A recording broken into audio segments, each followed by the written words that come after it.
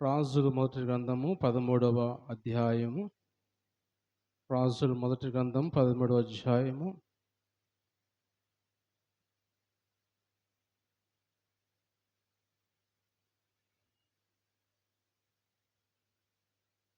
ఎనిమిదవ వచనం చదువుకుందాం. దైవజనుడు రాజుతో ఇట్లా, నేను నీ ఇంటిలో సగము నీవు నాకు ఇచ్చినను, నీతో కూడా నేను లోపలికి రాను. ఈ స్థలమందు నేను అన్నపానములు పుచ్చుకొనను. అన్నపానములు పుచ్చుకొనవద్దనియు, నీవు వచ్చిన మార్గమున తిరిగిపోవద్దనియు యెహోవా వాక్కు చేత నాకు సెలవని రాజుతో అనెను. అంతటా అతడు తాను బేతేలునకు వచ్చిన మార్గమున వెళ్ళక మరి ఒక మార్గమున తిరిగిపోయాను. చాలా మంచి ప్రార్థన చేసుకుందాం, కళ్ళు మూసుకుందాం. దేవుడు ఈరోజు ఈ వాక్యం ద్వారా మనతో మాట్లాడలాగా ప్రార్థన చేసుకుందాం. పరిశుద్ధుడా, ప్రేమమయుడా, జీవాధిపతి అయిన దేవా, జీవము కలిగిన దేవా, పరిశుద్ధుడా, మీ శ్రేష్టమైన ఘనమైన నామాన్ని బట్టి మీకు వందనాలు, స్తుతులు, స్తోత్రాలు, కృతజ్ఞతలు చెల్లించుకున్నాం ప్రభా. గడిచిన కాలం అంతా మీ సన్నిధి మాకు తోడుగా ఉంచి ప్రభా, ఈరోజు ఈ ఆదివారం మీ సన్నిధిలో చేరి ప్రభా, ఈ విధంగా మీ నామాన్ని ధ్యానించడానికి ప్రభా, ఇక మీరు ఇచ్చిన ఈ అవకాశాన్ని బట్టి ఈ భాగ్యాన్ని బట్టి మీకు వందనాలు చెల్లించుకున్నాం నాయన. వచ్చిన వీళ్ళందరినీ జ్ఞాపం చేసుకోండి, దీవించండి, ఆశ్రయించండి. రావాల్సిన వారు ఎవరైనా ఉంటే ఇప్పుడైనా మీ సన్నిధి రావటానికి మీ సహాయం చేయమని ఈ చదవబడిన వాక్యం ద్వారా నాతో, మాతో, అందరితో మీరు మాట్లాడి మీ నామాన్ని మీరు మహింపరచుకోమని యేసు పరిశుద్ధ నామములో ఈ ప్రార్థన అడిగి పొందుకొని ఉన్నాం తండ్రి, ఆమేన్. అందరూ దేవుని స్తోత్రం చెల్లిద్దాం. హల్లెలూయా, హల్లెలూయా. దేవునికి మహిమ కలుగును గాక. ప్రియమైన దేవుని బిడ్డలారా, మనం చదువుకున్న ఈ వాక్య భాగంలో ఇక్కడ ఒక దైవజనుడు మాట్లాడుతున్న మాటలు. దైవజనుడు లేక ప్రవక్త, ఇతని గురించి మనం కొన్ని మాటలు ముందు మనం చూసినట్టయితే కొన్ని మాటలు నేను చెబుతాను, జాగ్రత్తగా వినండి. అక్కడ 13వ అధ్యాయంలో మొదటి నుంచి కొన్ని మాటలు మనం చూసినట్టయితే అక్కడ ఈ దేవుడు యోధా నుంచి బేతేలికి ఒక దైవజనుడిని పంపిస్తాడు. యోధా నుంచి బేతేలికి ఒక దైవజనుడిని పంపిస్తాడు, ఒక ప్రవక్తను పంపిస్తాడు. ఎందుకు బేతేలికి ప్రవక్తను పంపిస్తాడు అంటే, బేతేలులో యెరోబాము అనే ఒక రాజు విగ్రహాలు చేసుకొని దూడను చేసి దూడే విగ్రహం అని, దూడే దేవుడు అని చెప్పి ప్రజల్ని యెరూషలేము ప్రాంతాన్ని పోనీయకుండా, దేవుడు సొలొమోను కట్టిన దేవాలయానికి పోనీయకుండా ప్రజలందరినీ ఆపి యెరోబాము అనే రాజు విగ్రహాల్ని ఆరాధిస్తూ ఉన్నాడు. బేతేలు ప్రాంతం అంతా కూడా, బేతేలు నుంచి దాను వరకు, బేతేలులో ఒక విగ్రహం, దూడ విగ్రహము, దానులో ఒక దూడ విగ్రహము, 2 విగ్రహాలు పెట్టి యెరూషలేము వెళ్ళొద్దు మీరు, ఇక్కడే ఈ విగ్రహాలను పూజించండి, ఇదే మన దేవుడు, ఇదే మనం నడిపిస్తున్న బ్రతికిస్తున్న దేవుడు అని యెరోబాము అనే రాజు ప్రజలందరినీ విగ్రహాల వైపు మళ్లించేశాడు. ఆ ప్రాంతం అంతా విగ్రహాలు మయమైపోయింది. ఆ ప్రాంతం అంతా ఉన్నత స్థలాలు కట్టి దేవుడిని మర్చిపోయి దూడను పూజించడం ప్రారంభించారు. అందువల్ల దేవుడు జ్ఞాపం చేసుకొని ఆ ప్రాంతం కూడా, ఇజ్రాయేల్ ప్రజలందరూ కూడా, వాళ్ళు కూడా ఇజ్రాయేల్ ప్రజలు యెరోబాము అనే రాజుకి 10 గోత్రాలు, దేవుని బిడ్డలైన 10 గోత్రాలని, ఈ 10 గోత్రాలను పాలించు అని దేవుడు ఇచ్చినప్పుడు ఆ 10 గోత్రాలను వారిని పాడు చేశాడు యెరోబాము రాజు. వాళ్ళందరూ విగ్రహాలు పోయే విధంగా, వాళ్ళందరూ దూడల్ని పూజించే విధంగా వాళ్ళందరినీ పాడు చేశాడు ఈ రాజు. అందుకని యూదా దేశం నుంచి, యెరూషలేము ప్రాంతం నుంచి ఒక దేవుని ప్రవక్తని, దేవుడు ఏర్పరచుకున్న వారిని, దేవుని చేత ఎన్నుకోబడిన ప్రవక్త, ఆ దైవజనుడిని ఆ ప్రాంతం వెళ్ళి నువ్వు నా నామాన్ని ప్రకటించురా అని పంపించినప్పుడు, పంపించే ముందు మనం చదువుకున్న మాటలు, పంపించే ముందు ఏం చెబుతారంటే, నువ్వు వెళుతున్నావు ఆ ప్రాంతం వెళ్ళినప్పుడు నువ్వు అక్కడ ఏమి అన్నపానం పుచ్చుకోవడానికి వీల్లేదు. అలాగే నువ్వు వెళ్ళిన మార్గాన్ని మళ్ళీ తిరిగి రావద్దు, వేరొక మార్గాన్ని తిరిగిరా. ఎందుకంటే ఆ ప్రాంతం అంతా మంచిది కాదు, పాడైపోయిన ప్రాంతము, పాపంతో నిండిపోయిన ప్రాంతం అది. కాబట్టి నువ్వు వెళ్ళి ఆ ప్రాంతం ఏమి పుచ్చుకోవద్దు, ఎవరితోనూ మాట్లాడద్దు. వెళ్ళి నువ్వు ఆ ప్రాంతంకి వెళ్ళి నేను చెప్పిన మాట చెప్పి, ఏమైతే అక్కడ యెరోబాము రాజు ఎందుకు ఆ దైవజనుడు వచ్చాడంటే, యెరోబాము అనే రాజే యాజకులు చేయాల్సిన, దేవుని సేవకులు చేయాల్సిన పని రాజు చేస్తున్నాడు. బలిపీఠం ఎక్కి ఆయనే ధూపం వేస్తున్నాడు, ప్రార్థన చేస్తున్నాడు. అంటే పూర్తిగా దేవుని భయం మర్చిపోయి బ్రతుకుతున్న ప్రాంతంలోకి దేవుని సేవకుని పంపించాడు. అయితే దేవుని సేవకుని పంపించిన తర్వాత దేవుని సేవకుడు చాలా శ్రేష్టమైన అంటే దేవుడు ఎన్నుకోబడిన వాడు దేవుని చేత. అతను ప్రార్థన చేస్తే గొప్ప అద్భుతాలు జరుగుతాయి. అలాగా దేవుని సేవకుడు వచ్చి యరొబోము రాజుతో మాట్లాడుతున్నాడు. ఇలా చేయటానికి వీల్లేదు. ఇది మంచి పని కాదు అని మాట్లాడుతున్న పరిస్థితుల్లో యరొబోము రాజు కోపం వచ్చి ఆ దైవజనుడిని పట్టుకోండి అని చెయ్యి చాపినప్పుడు ఆ చెయ్య ఎండిపోయినట్టుగా వాక్యం చూస్తాం మనం. ఆ చెయ్యి అలాగే ఎండిపోయింది. చెయ్యి ఇటు చాపాడు, అది అలాగే ఎండిపోయింది. వెంటనే ఆ రాజు మరలా అయ్యా ఆ చెయ్యి మరలా నాకు ఎప్పటి వల్లే చెయ్యి అని రాజు ఆ దైవజుడిని వేడుకున్నప్పుడు మరలా ఆ దైవజుడు ప్రార్థన చేసినప్పుడు మరలా మామూలు చెయ్యిగా మారిపోయింది. దేవుని స్తోత్రం చెల్లిద్దాం హల్లెలూయా. అంటే ఎందుకు ఈ మాటలు చెబుతున్నానంటే ఇంతగా దేవుని ఆత్మ కలిగిన వాడు, ఇంతగా దేవుని సన్నిధిలో వాడబడిన వాడు, ప్రవక్తగా ఉన్న దైవజనుడు ఒక్కసారి అలాగా వచ్చిన తర్వాత ప్రార్థన చేసి దేవుని అద్భుతాలు చేసిన తర్వాత అతను అలాగే రాజు పిలిచాడు. నా చెయ్యి బాగుపడిన తర్వాత రాజు పిలిచాడు. "అయ్యా! నువ్వు నా చెయ్యి బాగు చేసావు కాబట్టి నా ఇంటికి వచ్చి అన్నపానములు పుచ్చుకో. నా ఇంటికి వచ్చిన ఆతిథ్యాన్ని స్వీకరించు" అని రాజు పిలిచినప్పుడు నా దేవుడు ఇలా చెప్పాడు నాకు. నా దేవుడు ఏం చెప్పాడు? ఏ ఇంటికి పోవద్దు. ఆ ప్రాంతంలో ఎవరి దగ్గరికి వెళ్ళొద్దు. అన్నపానం పుచ్చుకోవద్దు. వెళ్ళిన మార్గం తిరిగి మళ్ళీ ఆ మార్గాన్ని రాకుండా వేరొక మార్గం నువ్వు రావాలి. అని ఈ విధంగా చెప్పాడు కాబట్టి, నువ్వు ఏమి ఇచ్చినా నీ రాజ్యంలో సగం నాకు రాసిచ్చినా గానీ, నేను ఏమాత్రం నేను ముట్టుకోనని రాజు దగ్గర నుంచి సెలవు తీసుకొని బయటికి వెళ్ళిపోయాడు. వెళ్ళిపోయి అంతవరకు బాగానే ఉంది దైవజనుడు. మంచిగానే బ్రతికాడు. మంచిగానే దేవుని సన్నిధిలో జీవించాడు. దేవుడి ఆజ్ఞ ప్రకారం నడుచుకున్నాడు. బాగానే ఉన్నాడు. కానీ కొంత దూరం వెళ్ళిన తర్వాత ఒక ప్రవక్త ఉంటాడు. ముసలి ప్రవక్త ఉంటాడు అక్కడ బేతేలు ప్రాంతంలో ముసలి ప్రవక్త ఉంటాడు. ఆ ముసలి ప్రవక్త కొంతమంది కుమారులు ఉంటారు. కుమారులు వచ్చి వాళ్ళ తండ్రితో మాట్లాడతారు. ప్రవక్తతో మాట్లాడతారు. అయ్యా ఇదిగో ఒక దైవజనుడు మన ప్రాంతం వచ్చాడు. మన ప్రాంతం వచ్చి ఇలా గొప్ప కార్యం చేశాడు. అద్భుతాలు చేశాడు. ఆయన చెప్పంగానే ఆ ముసలి ప్రవక్త ఎక్కడున్నాడు? ఎటు పోయాడని చెప్పి అడిగి ఆయన పోయిన మార్గాన్ని ఈ ముసలి ప్రవక్త కూడా వెనకాల పోయి ఆ దైవజనుడితో మాట్లాడతాడు. ఏం మాట్లాడతాడంటే, ఇదిగో దేవుడు నాతో మాట్లాడాడు ఈరోజు. దేవుడు నాతో మాట్లాడి ఒక ప్రవక్త వచ్చాడు. ఆ ప్రవక్త ఇంటికి తీసుకెళ్ళి భోజనం పెట్టు. ఆయనకు అన్నపానాలు పెట్టు. వాళ్ళు మంచిగా చూసుకో అని దేవుడు నాతో మాట్లాడాడు. కాబట్టి నువ్వు వెనకొచ్చేసి నా ఇంటికి వచ్చేసేయి. నా ఇంటికి వచ్చి అన్నపానాలు పుచ్చుకో అని ఆ ముసలి ప్రవక్త వెళ్ళి అతను అడిగినప్పుడు అతని ఆలోచన పూర్తిగా మారిపోయి దేవుడిచ్చిన ఆజ్ఞ మర్చిపోయి అవును కదా! ఈయన ప్రవక్త కదా! ఈయన కూడా దేవుని సేవకుడు కదా! దేవుడు మాట్లాడి ఉంటాడులే అని అనుకోని దైవజనుడు వెనక్కొచ్చేసి ఈ ముసలి ప్రవక్త ఇంట్లోకి వచ్చి భోజనం చేసాడు. అన్నపానాలు పుచ్చుకున్నాడు. మంచిగా ఆతిథ్యాలను స్వీకరించాడు. స్వీకరించి బయటికి వెళ్ళిన వెంటనే అంటున్నాడు, ఈ ముసలి ప్రవక్త నోటి దేవుడు వాక్కు వచ్చింది. ఏమొచ్చిందంటే, "నువ్వు దేవుని ఆజ్ఞను విసర్జించావు కాబట్టి, దేవుని ఆజ్ఞ పాటించకుండా ఉన్నావు కాబట్టి" ఆ మాట చదువుదాం ఒకసారి 22వ వచనంలో. 22వ వచనం చదువుదామా? ఆయన సెలవిచ్చిన నోటి మాట మీద తిరగబడి నువ్వు వెనుకకు వచ్చి నువ్వు అచ్చట అన్నపానములు పుచ్చుకొనవలదని ఆయన సెలవిచ్చిన స్థలమున భోజనం చేస్తున్నావు గనుక నీ కళేబరము నీ పితరుల సమాధిలోనికి రాకపోవునని ఎలుగెత్తి చెప్పాను. దేవుని స్తోత్రం చెల్లిద్దాం హల్లెలూయా. ఇక్కడ గమనించండి దేవుని బిడ్డారా, వెంటనే ఏ ముసలి ప్రవక్త తీసుకెళ్ళాడో ఆ ముసలి ప్రవక్త నోటనే దేవుని వాక్కు పలికింది. నువ్వు దేవుని మాట ఆలకించకుండా దేవుని నోట మాట మీద తిరగబడ్డావు కాబట్టి, నువ్వు వెనక్కొచ్చి ఆహారం తీసుకున్నావు కాబట్టి నీ కళేబరము నీ పితరుల సమాధిలోనికి రాకపోవును. నువ్వెక్కడ సమాధిలో మీ పితరులు ఎక్కడ చనిపోయారో, నీ తల్లిదండ్రులు ఎక్కడ చనిపోయారో అక్కడ నువ్వు వెళ్ళవు. వాళ్ళ సమాధుల పక్కన నీ సమాధి ఉండదు. అంటే నువ్వు దిక్కులేని సమాధిగా మారిపోయింది నీది అని ముసలి ప్రవక్త నోట మాట్లాడినట్టుగా చూస్తాం. ఆ తర్వాత వెంటనే గాడిద గంత కట్టేశారు. గాడిద మీద ఎక్కించేశారు ఆ ప్రవక్తని. ఆ దైవజనుడికి వెళుతూ ఉన్నప్పుడు మార్గ మధ్యలోకి వెళుతున్నప్పుడు ఒక సింహం ఎదురుపడి సింహము ఆ ముసలి ప్రవక్తని పట్టుకొని చీల్చి చంపినట్టుగా దేవుని వాక్యం మనం చూస్తాం. దేవుని స్తోత్రం చెల్లిద్దాం హల్లెలూయా. ఆ ముసలి ప్రవక్తని చీల్చేసింది, చంపేసింది.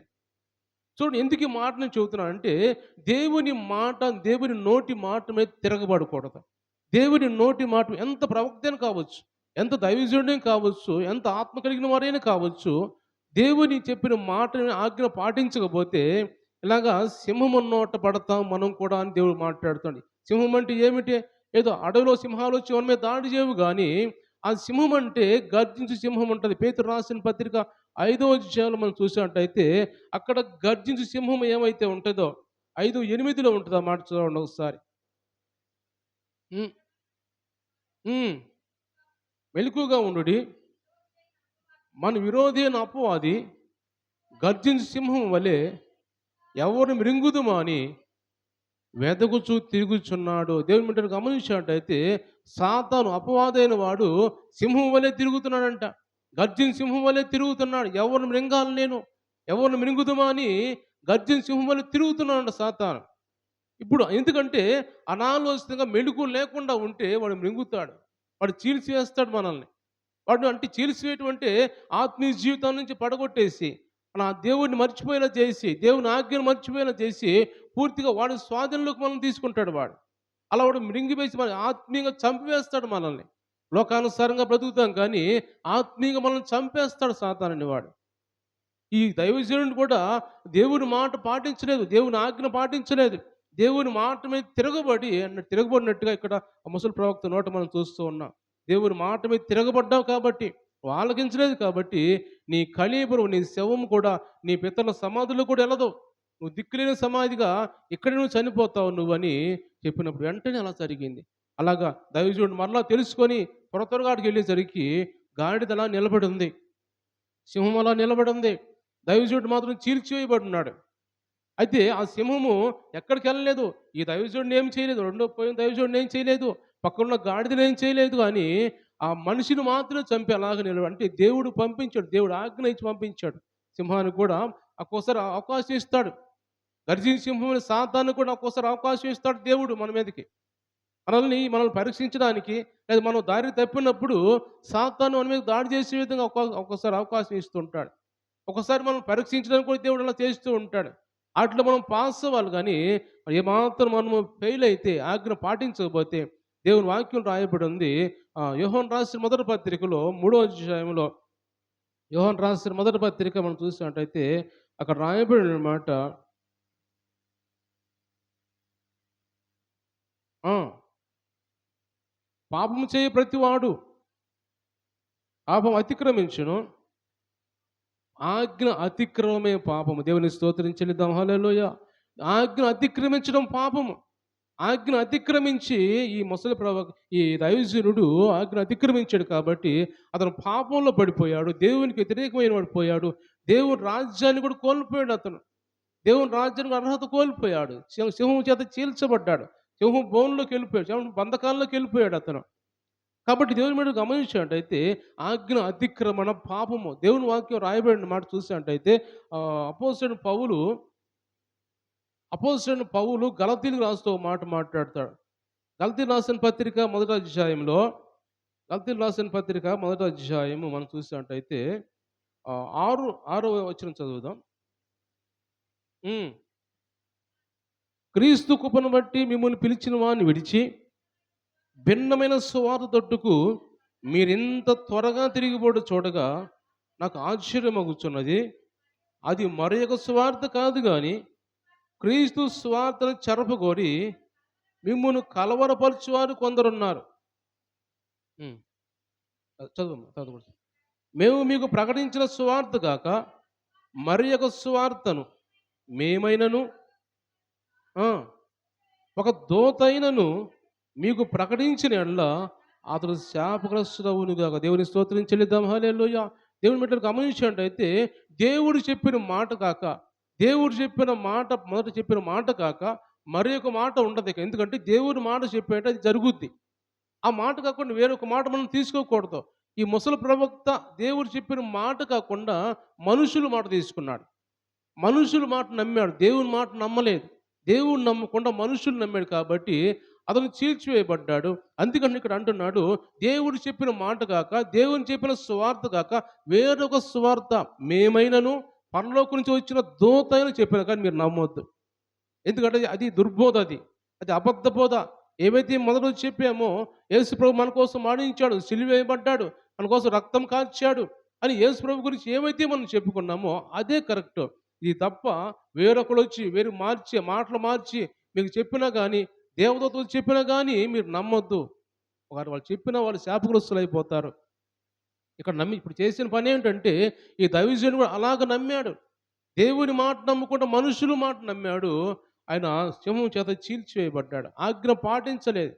గమనించినట్టయితే బైబిల్‌లో మనం చూస్తే ఇజ్రాయెల్ ప్రజలకి మొట్టమొదటి రాజు అయిన సౌలు గురించి మనం చూసినట్టయితే సమూయేలు గ్రంథం మొదటి గ్రంథం మనం చూసినట్టయితే అక్కడ 16వ అధ్యాయంలో సమూయేలు రాసిన మొదటి గ్రంథము 16వ అధ్యాయంలో అక్కడ మనం చూస్తే 15వ అధ్యాయము 15, 13 అమ్మ. తర్వాత అతను సౌలు వద్దకు రాగా సౌలు, యెహోవా వలన నీకు ఆశీర్వాదం కలుగునుగాక, ఆజ్ఞను నేను నెరవేర్చితిననగా సమూయేలు, అలాగైతే నాకు వినబడుచున్న గొర్రెల అరుపులు, ఎడ్ల రంకెలు ఎక్కడివని అడిగాను. అందుకు సౌలు, అమాలేకుల యొద్ద నుంచి జనులు వీటిని తీసుకుని వచ్చిరి, నీ దేవుడైన యెహోవాకు బలులర్పించుటకు ఉమ్, ఉమ్, మిగిలిన వాటన్నిటిని మేము నిర్మూలన చాలమ్మా. గమనించండి దేవుని బిడ్డరా, ఇక్కడ చదువుకున్న మాటలు ఏంటంటే, సౌలు కూడా దేవుడు సౌలుని రాజుగా ఏర్పరచుకున్నాడు. రాజుగా ఏర్పరచుకున్న తర్వాత ఈ సౌలుకి దేవుడు ఒక ఆజ్ఞ ఇచ్చాడు. మొట్టమొదటిగా ఇజ్రాయెల్ ప్రజలు ఐగుప్తు నుంచి వస్తున్నప్పుడు ఈ అమాలేకీయులు ఎంతో ఇబ్బంది పెట్టారు. ఆ మార్గ మధ్యలో అమాలేకీయులు ప్రజల్ని ఎంతో ఇబ్బంది పెట్టారు. రానీయలేదు, యుద్ధం చేశారు, అడ్డుకున్నారు. కాబట్టి వాళ్ళని భూమి మీద ఉండటానికి వీళ్ళు అమాయకులు అందరూ చనిపోయేవాలి అని దేవుడు వాళ్ళకి ఆజ్ఞ ఇచ్చి సౌలుకి వీళ్ళందరూ నాశనం చేయి, అందరిని కాల్చివేయి, ఉండటానికి వీల్లేదు, మిగలటానికి వీల్లేదు అని దేవుడు చెప్పినప్పుడు యుద్ధం చేశాడు. సౌలు యుద్ధం చేశాడు, చాలామందిని చంపాడు. కానీ ఆయన వస్తూ వస్తూ కొన్ని శ్రేష్టమైన బలిసిన ఎడ్లుని, ఆవుల్ని, కొన్నిటిని గేదెలను తీసుకొని వచ్చాడు. తీసుకొని వచ్చి వెంటనే వచ్చి సమూయేలు దగ్గరికి వచ్చి అంటున్నాడు, సమూయేలు, నేను మంచిగా యుద్ధం చేశాం, మంచిగా గెలిచాం, అంత దేవుడు చెప్పినట్టు చేసాం అంటున్నాడు. వెంటనే అంటున్నాడు సమూయేలు, నువ్వు బాగానే చేశానంటున్నావు, కానీ నాకు వినపడుతున్న అరుపులేంటి? నాకు వినపడుతున్న శబ్దం వినపడుతుంది, కొన్ని గేదెల అరుపులు వినపడతా ఉన్నాయి, అయ్యేంటి? వాటిని ఎందుకు చంపలేదు మీరు? వాటిని తీసుకొచ్చారు అన్నప్పుడు అన్నాడు, నేను కాదయ్యా, జనులు ప్రేరేపించారు నన్ను.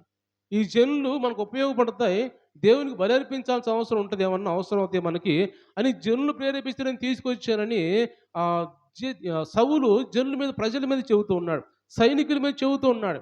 నేను ఏర్పరిచింది రాజుగా ఏర్పరిచాడు, నీ మాట జనులు వినాలి, కానీ జనుల మాట నువ్వు వినకూడదు కదా. నేను రాజుగా ఏర్పరిచింది ఎందుకు? నువ్వు చెప్తే వాళ్ళు వినాలి.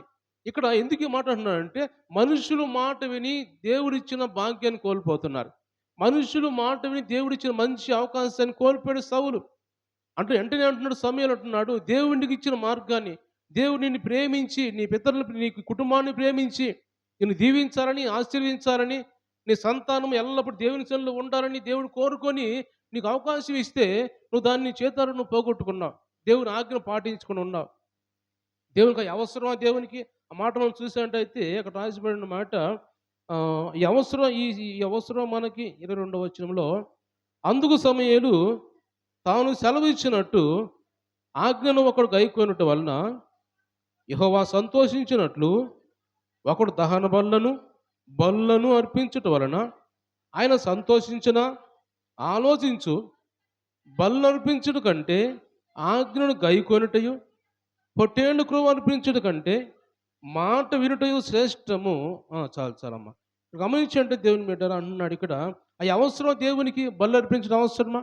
నాకు బలి అర్పించాలి, నువ్వు గేదెలను తీసుకురా, పొట్టేళ్ళని తీసుకురా అని దేవుడు చెప్పాడా? అవి అవసరం దేవునికి? అవి అవసరం లేదు, కానీ దేవుని మాట వినటం శ్రేష్టము, దేవుని ఆజ్ఞ పాటించడం శ్రేష్టము. ఈరోజు దేవుడు మనతో ఎందుకు మాట అన్ని మాట్లాడుతున్నాడు అంటే, మనము కూడా దేవుని చేత ఏర్పరచబడిన వారిగా ఉన్నప్పుడు మనం కూడా ఎక్కడ కూడా మనము దేవుని మాట ఆజ్ఞని త్రోసివేయకూడదు. మనం కూడా దేవుడు మనకి ఏ ఆజ్ఞ చెబుతున్నాడో, ఏ మాట మనకు చెబుతున్నాడో దాని ప్రకారం మనం నడుచుకోకపోతే మనం మరలా ఆత్మీయ జీవితం నుంచి పడిపోయే అవకాశం ఉంది. ఆత్మీయ జీవితం నుంచి పడిపోయే ప్రమాదం ఉంది. ఎందుకంటే గర్జన సింహం అని వాడు సాతాను ఎదురు చూస్తున్నాడు కాబట్టి, ఎవరు మృంగుదమని చూస్తున్నాడు కాబట్టి, వాటి బారిన పడకుండా మనం ఉండాలి. వాటి బారిన పడకుండా ఉండాలంటే దేవుని ఆజ్ఞను పాటిస్తూ పోవాలి. దేవుని మాట ప్రకారం నడుచుకుంటూ పోతే వాడు మనల్ని ఏం చేయలేడు. కానీ ఎప్పుడైతే మనం మాట తప్పిపోతామో, ఆజ్ఞ తప్పిపోతామో వెంటనే గర్జించే సింహము దారిలో త్రోవలు మన కోసం కాసుకొని ఉంటది. మనం ఎక్కడికెళ్ళాలి, ఎక్కడ ఈళ్ళని పడేయాలి, ఏ ఏ విషయంలో పడేయాలి, ఈ మనలో వీక్‌నెస్ ఏముంటదో తెలుసుకుంటాడు సాతాను. సాతానుకు అన్నీ తెలుసు. దేవుడికి తెలుసు. దేవునికి తెలిసినట్టుగానే సాతాను కూడా మనలో వీక్‌నెస్ తెలుసు. మనం ఏ విషయంలో పడిపోతామో, ఏ విషయం మనల్ని ప్రేరేపిస్తే పడిపోతామో సాతానుకు తెలుసు. రకరకాల ఆలోచనలు కావచ్చు, రకరకాల క్రియలు కావచ్చు, ఏదైనా కావచ్చు. దేంట్లో ఎలాగ వీడిని ప్రేరేపిస్తే, వీడిని ప్రేరేపిస్తే పడిపోతారు వీళ్ళని వాడికి అన్నీ తెలుసు. దాని మీదనే ప్రయోగిస్తూ ఉంటాడు వాడు. దాని మీదనే ఆలోచన పెడతాడు. ఇంక దేని పక్కన దేని వైపు చూడడు ఇకన. నువ్వు ఎలా పడిపోతావు? ఎలా నిన్ను నాశనం చేయాలి? ఎలా నీ ఆత్మీయ జీవితాన్ని పడగొట్టాలని నీలో ఏ వీక్‌నెస్ ఉందో, ఎలా నిన్ను ప్రేరేపిస్తే పడిపోతావో దాన్నే పట్టుకుంటాడు సైతాను. దాన్ని పట్టుకొని నిన్ను చీల్చివేయడానికి, పాపంలో పడేయటానికి, నిన్ను ఆత్మీయ జీవితం పడేసి దేవుని మెట్టుగా ఉండకుండా వాడు గృహంలోకి అంటే వాడి గృహం అంటే ఏంటి?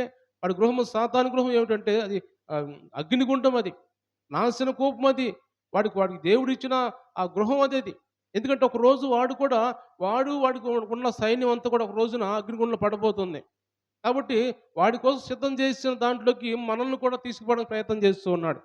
మనల్ని కూడా ప్రేరేపించి పాపంలో పడేసి వాడితో తీసుకెళ్లాలని, వాడితో అగ్నిగుండంలో పడాలని మనల్ని ప్రేరేపిస్తూ ఉంటాడు సైతాను. ఈ ప్రవక్త కూడా, ఈ దైవజనుడు కూడా, యోధా నుంచి వచ్చిన దైవజనుడు కూడా అగ్నిగుండంలో పడిపోయాడు. పరలోక రాజ్యాన్ని కోల్పోయాడు. ఎందుకంటే దేవుని ఆజ్ఞ పాటించలేదు కాబట్టి. దేవుని ఆజ్ఞ పాటించకుండా ఆ దేవుడు చెప్పిన మాట వినకుండా ఉన్నాడు కాబట్టి. ఎందుకు అన్నపానాలు పుచ్చుకోకూడదు అన్నాడు దేవుడు.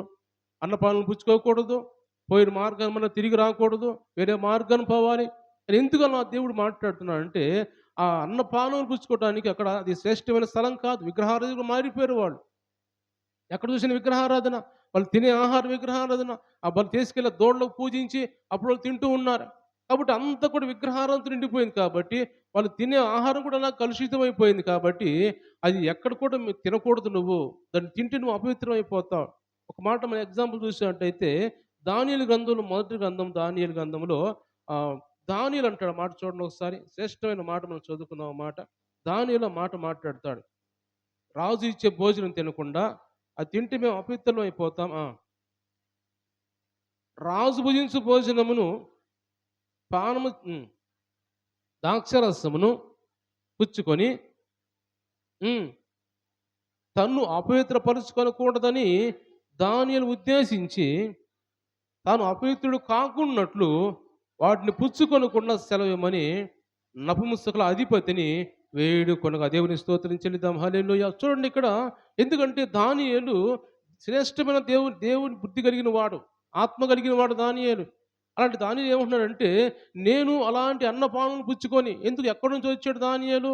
ఈ దైవజనుడు యోధా నుంచి బేతేలుకు వచ్చిన దైవజనుడు వలె దానియేలు కూడా యెరూషలేము ప్రాంతం నుంచి బబులోను దేశానికి చెరలో వచ్చిన వాడు. పట్టుకొని వచ్చారు, బానిసలకు పట్టుకొని వచ్చారు. అయితే ఆ ప్రాంతం అంతా ఎలా ఉంటుంది? విగ్రహారాధన నిండిపోయింది. దానియేలు, షడ్రక్, మేషక్, అబేద్నెగోలు ఉన్న ప్రాంతం అంతా విగ్రహారాధన. బబులోను దేశం అది. బబులోను దేశం రాజు భోజనం చేయాలంటే ఆ భోజనాన్ని పూజించాలి. పూజించి దేవుని దగ్గరికెళ్ళి పూజించి అప్పుడు వాళ్ళు తినాలి. అప్పుడు దాన్ని తీసుకొచ్చి రాజుకి ఇవ్వాలి. అలాంటి భోజనం వీళ్ళు కూడా తినాలి. అలా ఆజ్ఞ ఇచ్చినప్పుడు రాజు ఆజ్ఞ ఇచ్చినప్పుడు వెంటనే దానియేలు అంటున్నాడు, అది తిని మేము అపవిత్రం కాకూడదు. అది తిని నా హృదయం అపవిత్రం అయిపోతుంది. మేము పాపంలో పడిపోతాం. దేవునికి వ్యతిరేకమైపోతాం కాబట్టి అది మాకొద్దు అని ఆ నపుంసకుల అధిపతితో మాట్లాడుతాడు దానియేలు. దేవుని స్తోత్రం చెల్లిద్దాం. హల్లెలూయా.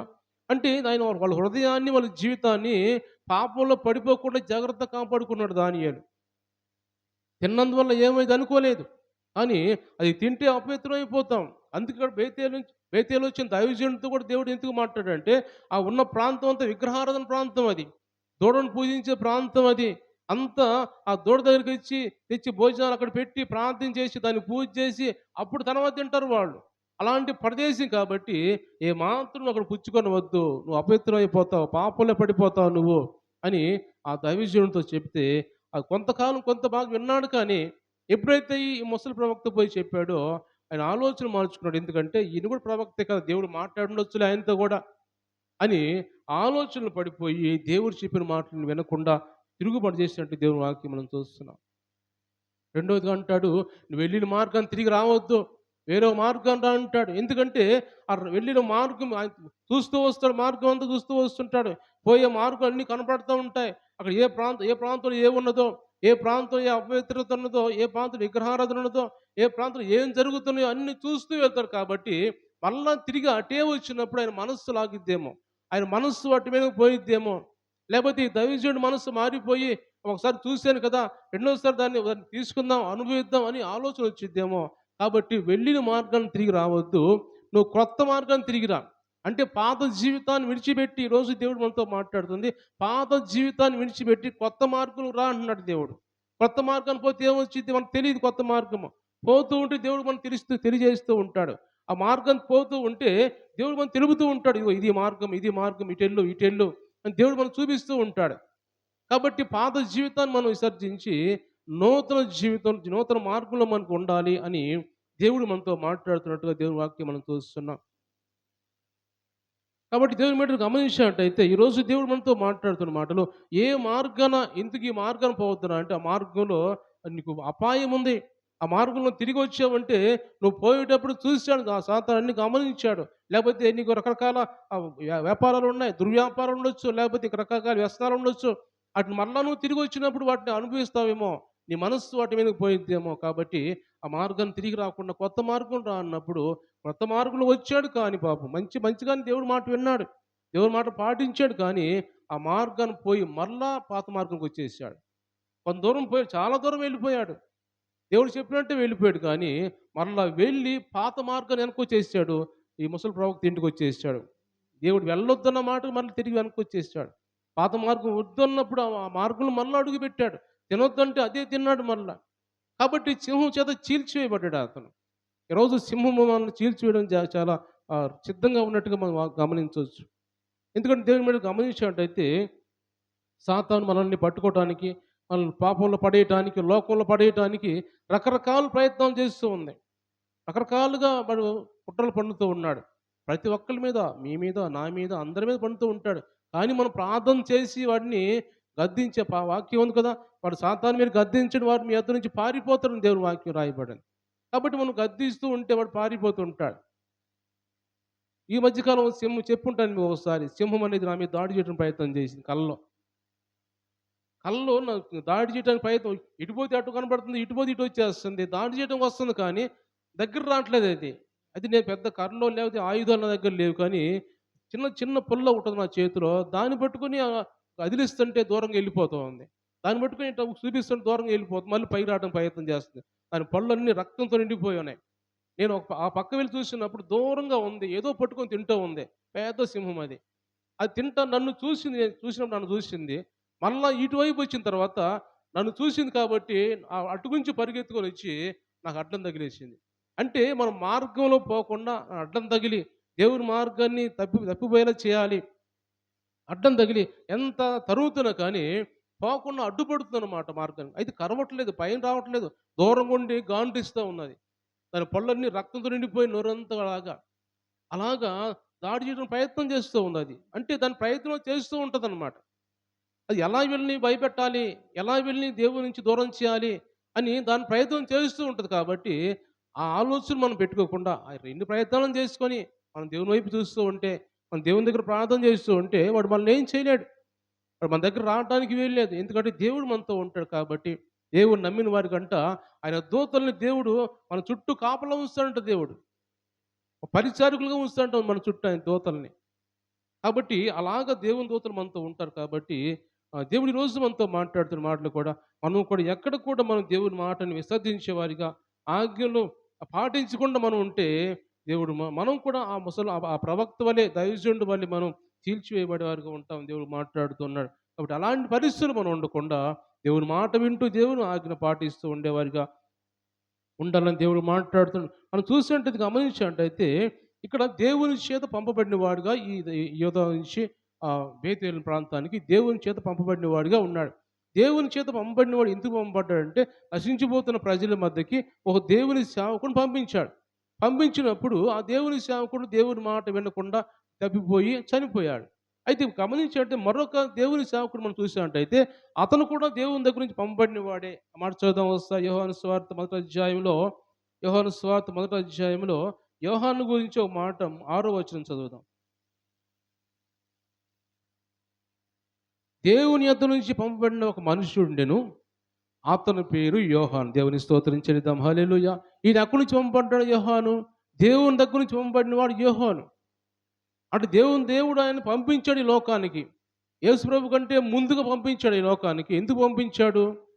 ఈ లోకంలోకి ఎందుకు పంపించాడంటే ప్రజలు నశించిపోతున్నారు. ఈ యోధా నుంచి ఎలాగ దైవజనుని పంపించాడో దేవుడు కూడా యోహాను ఎందుకు పంపించాడంటే ప్రజలు నశించిపోతున్నారు. వాళ్ళకి సువార్త ప్రకటించు, వాళ్ళకి బాప్తిస్మం ఇవ్వు, వాళ్ళ జీవితాన్ని మారాలి, అనేక మంది నా వైపు తిరగాలి అని బాప్తిస్మం ఇచ్చి యోహాన్ని ఈ లోకాన్ని పంపించిన తర్వాత బాప్తిస్మం ఇచ్చి యోహాను ఏమైనా తప్పిపోయాడా? దేవుని మాట నుంచి ఆజ్ఞ నుంచి ఏమైనా తప్పిపోయాడంటే ఏ మాత్రం తప్పిపోలేదు. కానీ ఆయన ఇంకా దేవుని కోసం ప్రయాసపడ్డాడు. దేవుని కోసం ఇంకా మార్గాన్ని సరళం చేశాడు ఆయన. ఆయన మాకు చెప్పిన మార్గాన్ని వెనక్కి వెళ్ళలేదు, కానీ దేవుని మార్గాన్ని ఇంకా సరళం చేసి నశించిపోతున్న ప్రజల కోసం మాట్లాడుతూ మీరు ఇలా బ్రతకండి, ఇలా బాప్తిసం తీసుకోండి, దేవుని రాజ్యం సమీపంగా ఉంది, పరలోక రాజ్యం సమీపంగా ఉంది, దేవుని రాకడ వస్తుంది, కాబట్టి మీరు త్వరగా రక్షణ పొందండి, మీ జీవితాలు మార్చుకోండి అని బాప్తిసం ఇచ్చి యోహాను ప్రజలకు ప్రకటిస్తూ వస్తున్నాడు. ఈయన కూడా దేవుడి చేత పంపబడిన వాడే. అయితే ఆ దైవజనుడు ఎలా ఉన్నాడు, ఈ దైవజనుడు ఎలా ఉన్నాడు గమనించినట్టయితే ఆ దైవజనుడేమో ఆజ్ఞ పాటించకుండా నశించిపోయాడు. ఈ దైవజనుడు బాప్తిస్మం ఇచ్చే యోహానేమో దేవుని మాట విని దేవుని ఆజ్ఞ ప్రకారం నడుచుకొని కుటుంబ జీవితాన్ని కూడా విసర్జించాడు. కుటుంబంలో ఎవరైనా బాప్తిస్మం ఇచ్చే యోహాను అంటే ఒక యాజకుడు కొడుకు, ఒక ధనవంతుడు కొడుకు అయినా కానీ అంత ధనమున్నా, అంత వేసుకోవడం బట్టలున్నా, ఎంత సమృద్ధి ఉన్నా కానీ అన్ని విడిచిపెట్టేసి అరణ్యంలోకి వెళ్ళిపోయాడు. యోర్దాను నది ప్రాంతానికి వెళ్ళి అక్కడికి వచ్చే ప్రజలతో మాట్లాడుతున్నాడు. బట్టలు లేకుండా ఒంటి రోమాలు కట్టుకున్నాడు. ఒంటి రోమాలు కట్టుకొని అడవి తేనె తింటున్నాడు, అడవి మిడతలు తింటున్నాడు. ఆహారం అదే ఆయనకి. శ్రేష్టమైన ఆహారం ఉంది తండ్రి దగ్గర. శ్రేష్టమైన ఆహారం బళ్ళు అర్పించే బళ్ళు వస్తాయి ఇంటికి. ఆ గేదెలు ఏవైతే ఉంటాయో పొట్టేళ్ళు కావచ్చు, గొర్రెలు కావచ్చు, మేకలు కావచ్చు, ఏవైతే ఆహారమో ఆ మాంసం వచ్చింది. అన్నీ ఏమి పక్కన పెట్టేసి దూరపరిచి బాప్తిస్మం ఇచ్చే యోహాను అరణ్యంలోకి వెళ్ళి మిడతలు తింటూ అడవి తేనె తాగుతూ ఆయన ఒంటి రోమ వస్త్రాల్లా కట్టుకుని వాటిని బట్టలు కూడా సరిగా లేకుండా దేవుని కోసం బ్రతికాడు. దేవుని స్వార్థ ప్రకటించాడు.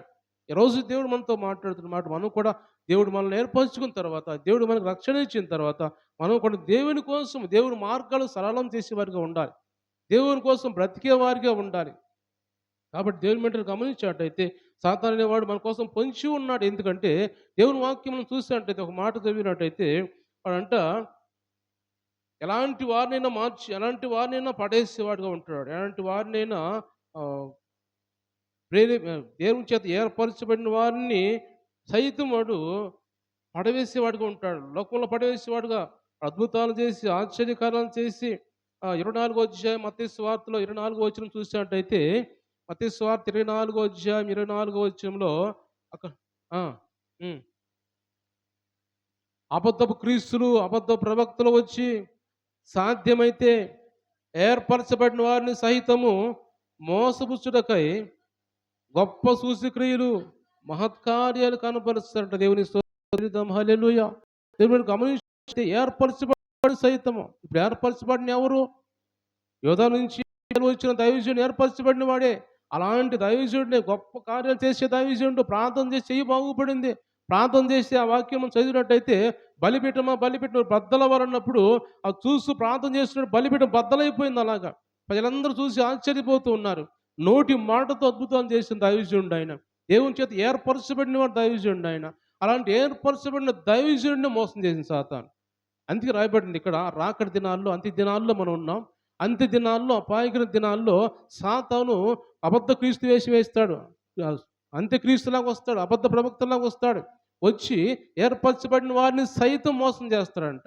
దేవుని చేత ఏర్పరచబడి ఘనముగా వాడబడే వారిని, అద్భుతాలు చేసే వారిని, ప్రార్థన చేసి అద్భుతాలు చేసి ఆశ్చర్యకార్యాలు జరిగించే వారిని సైతం అంట వాడు మోసం చేస్తాడంట, పడేస్తాడంట వాడు. ఎందుకు? దేవుని గంట కార్యాలు చేస్తాడంట. ఆకాశం నుంచి అద్భుతాలు చేసినట్టుగా వాడు చూపిస్తాడంట. గాడి సీమని చెప్పుకున్నాం కదా, గాడి సీమల్లాగా రకరకాల అద్భుతాలు చేస్తూ మనుషుల్ని భ్రాంతిపరుస్తాడంట సాతాను ఆ రోజుల్లో. అందుకంట ఈయనే కదా దేవుడు అని ప్రజలందరూ అంట సాతాను వెంబడిస్తారంట. అప్పుడు ఇంత గొప్ప కార్యం చేస్తున్నప్పుడు ఈయన కాక దేవుడు ఇంకెవరున్నారు అని అందరూ సాతాన్ని వెంబడిస్తారంట. అంటే ప్రజల్ని మోసపుస్తాడనమాట. కాబట్టి ఈరోజు మనందరిని కూడా సాతాన్ని కూడా మోసపుచ్చి, "ఏం కాదులే చేసేయి, ఏం కాదులే తాగు, ఏం కాదులే తిను" అని ముసలి ప్రవక్త చెప్పినట్టుగా ఈ ఈ యోధా నుంచి బేతేలు వెళ్ళిన దైవజనుడు ఎలాగైతే ఏమి కాదులే అని తిన్నాడో, సింహం చేత చీల్చివేయబడ్డాడు. పక్కనోళ్ళు ఎవరిని తినలేదు సింహము. ఆయన ఒక్కడినే తింది. ముసలి ప్రవక్త పోయి నుంచున్నాడు అక్కడ. ఆయన్నేమనలేదు. గాడిద ఎక్కడ నిలబడింది. గాడిదనేమనలేదు. ఒక్కడిని మాత్రం చంపిపోయి. ఎందుకంటే దేవుని ఆజ్ఞను పాటించలేదు కాబట్టి. దేవుని ఆజ్ఞకు తిరుగుబడ్డాడు కాబట్టి. సౌలు కూడా దేవుని ఆజ్ఞను పాటించకుండా సౌలు కూడా దేవుని మీద తిరుగుబడ్డాడు కాబట్టి దేవుడు అతని దగ్గర నుంచి రాజ్యాన్ని లాగి వేసుకున్నాడు సౌలు దగ్గర నుంచి. అంటే ఆజ్ఞ పాటించడం కాదు. ఏదో పొట్టేళ్ళు, గొర్రెల కోసి ఇవ్వడం కాదు గానీ దేవుని మాట వినటం శ్రేష్టం. ఈరోజు దేవుని మాట మనం వినాలి. దేవుని మాట వినుకొని మనం ఎన్ని చేసినా గానీ, ఎన్ని ఎన్ని సందాలేసినా, ఎన్ని కానుకలు ఇచ్చినా, ఎంత మనం దేవుని చెందుకొచ్చి ఏమి ఇచ్చినా గానీ, మన హృదయం సరి లేకుండా దేవుని మాట వినకుండా ఉంటే ఏ ప్రతిఫలం నీకు రాదు. కాబట్టి మనం ప్రతిఫలం రావాలంటే మనం దేవుని మాట వినటం శ్రేష్టం. దేవుని ఆజ్ఞ పాటించడం శ్రేష్టం.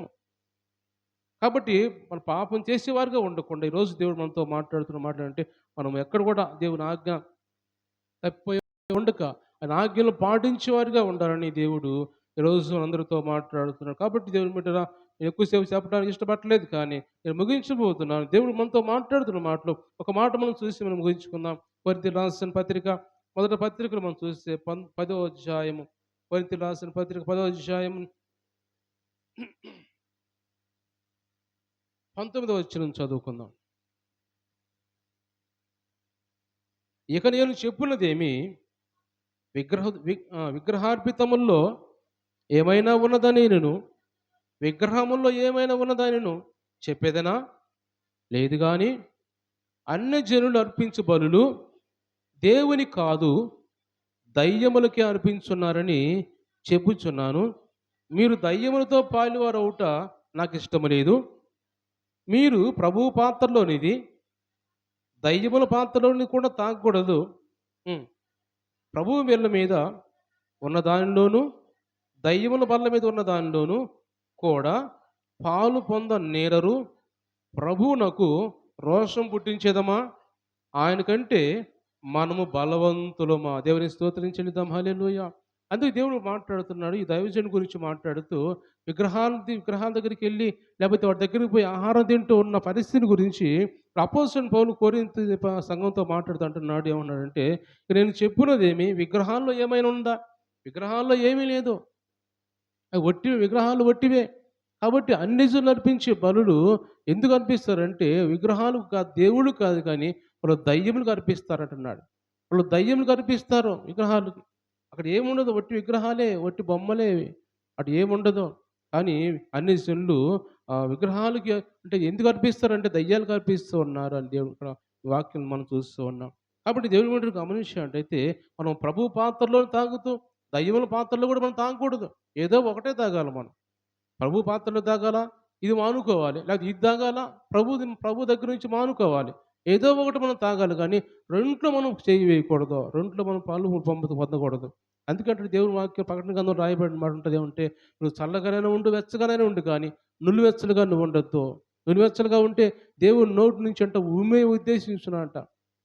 కాబట్టి అలాంటి పరిస్థితులు మనం ఉండకుండా దేవుని సన్నిధిలో మనం కూడా దేవుని బలలో చేవేసేవారుగా, దేవుని సన్నిధికి వచ్చేవారుగా, దేవుని ఆజ్ఞ, దేవుని మాట వినేవారిగా మనం ఉండాలని దేవుడు ఈరోజు మనతో మాట్లాడుతుంది. కాబట్టి ఈ మాటలన్నీ కూడా మన వెనుకలో దేవుడు దీవించి ఆశీర్వదించునుగా. కళ్ళు మూసుకుందాం, ప్రార్థన చేసుకుందాం.